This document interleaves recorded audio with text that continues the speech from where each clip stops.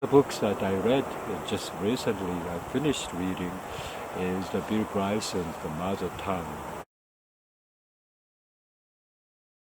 Yeah, this is about the book of a history of English language, and Bill Bryson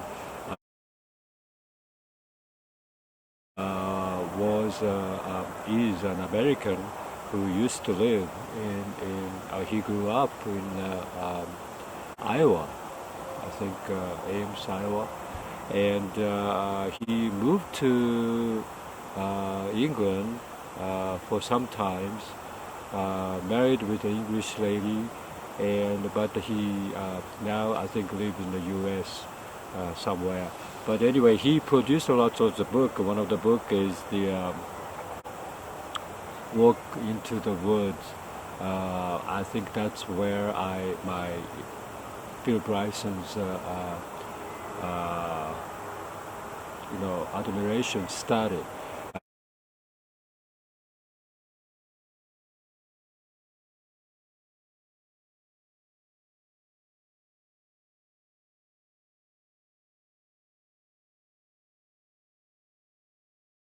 About earth materials and human body or whatever.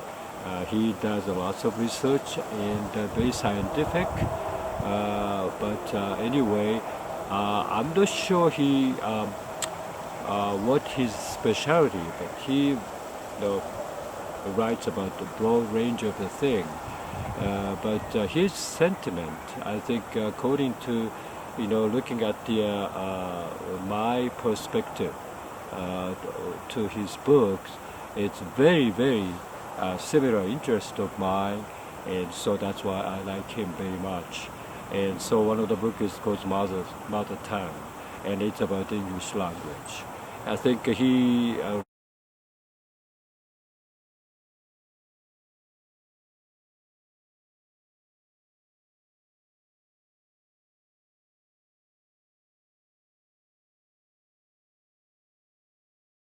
writes about history of English and how the English was made, how it became like a major international language, and lots of influences from French, Italian, uh, Germany, German, and Spanish. I would say even Japanese influence too.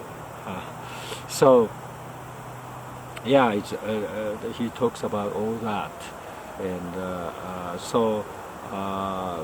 reading this book, one of the takeaway from this book is that English is just a mismatch of the language coming all over the place, and it's continuously evolving, and there is no such a thing like a standard English, because they changed so much. They made a mistake.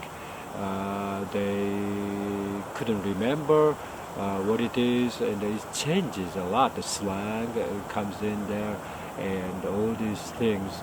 And as a learner of English language as a second language, myself felt like wow, such a relief. Even the like a native speakers, even the people who grew up in England and America or all these places, do, don't have that particular, or I don't know, the correct way of English or something like that.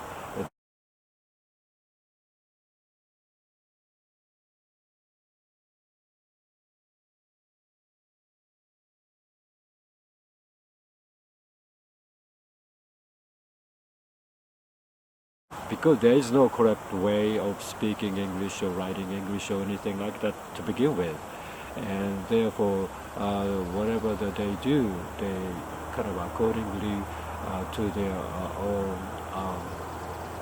places that they live, they used English as it is. But now the English becomes so prevalent in the international language, and I don't know, because of the America, the American English is more prevalent than the British English now.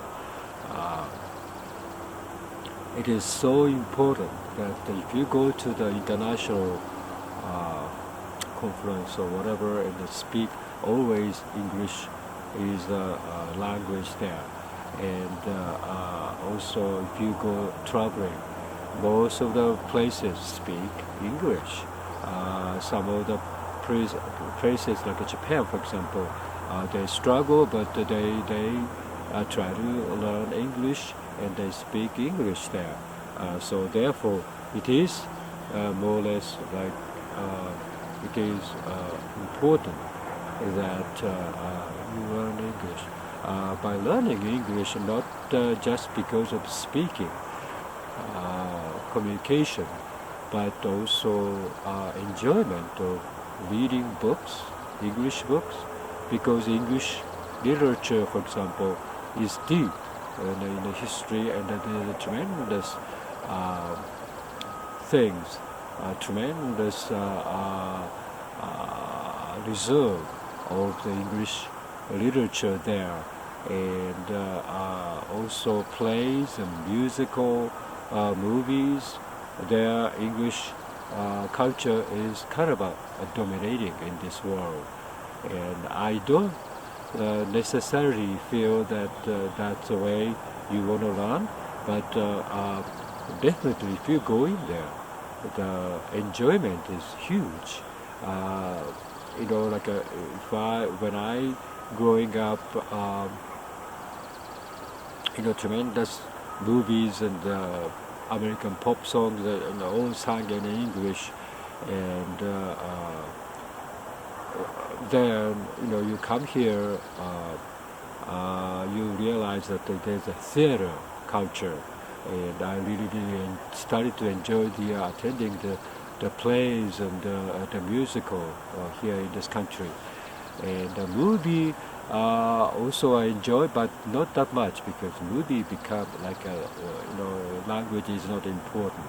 It's like the violence and the sounds and the spectacular of the image, all these things. I really enjoy the more conversational type of movies that provoke your deep thoughts of your mind and so forth. So those things that kind of rare to come by, but they exist. Those movies.